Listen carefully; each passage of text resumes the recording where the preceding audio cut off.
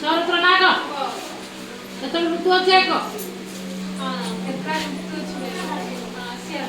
ଛଅଟି ଋତୁର ନାଁ କଣ? ମୁଣ୍ଡ ନା କଣ ବର୍ଷା କଣ? ଗ୍ରୀଷ୍ମ, ବର୍ଷା,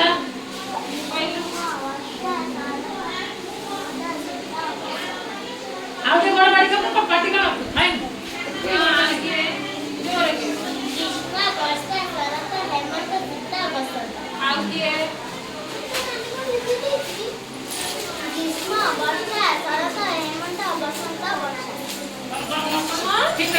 ঠিক କରିବ ଗ୍ରୀଷ୍ମ ବର୍ଷା